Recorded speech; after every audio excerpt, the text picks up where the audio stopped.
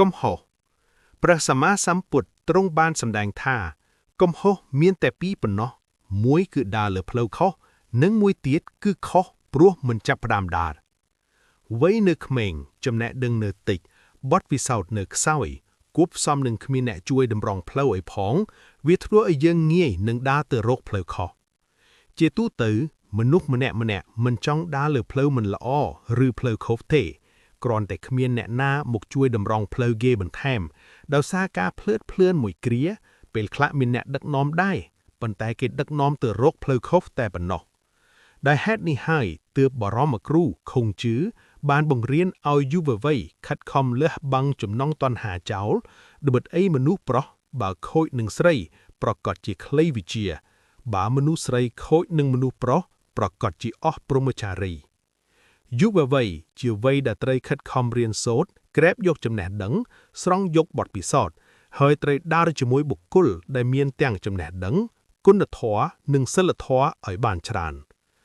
បុរាណសុភាសិតខ្មែរយើងបានពោលថាកំហុសរមែងមានដល់អ្នកធ្វើអ្នកនៅស្ងៀមឥតអំពើបានអីនឹងឲ្យខុសអ្នកដែលធ្វើគង់នឹងសាងកំហុសឆ្គងក្នុងពេលខ្លីប៉ុន្តែអ្នកដែលនៅស្ងៀមមិនព្រមធ្វើអីសោះគឺខុសអស់មួយជីវិតអ្នកដែលធ្វើឲ្យខុសគង់នឹងយល់ពីមូលហេតុដែលខ្លួនធ្វើខុសហើយបើបានរៀនសូត្រពីវាទៀតនោះ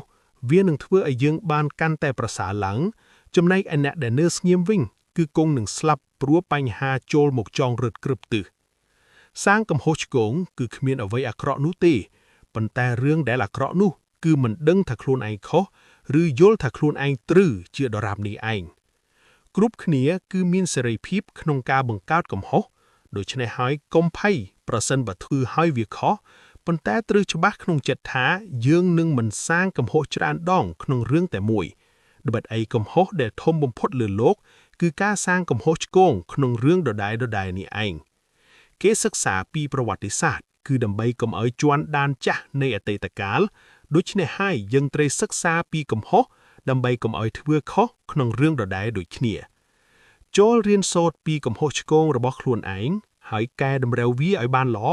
ប៉ុន្តែកុំភ្លេចរៀនសូត្រពីកំហុសអ្នកដទៃផងដើម្បីអីយើងគ្មានពេលវេលាច្រើនដើម្បីសាងកំហុសដើម្បីយកមករៀនសូត្រនោះទេ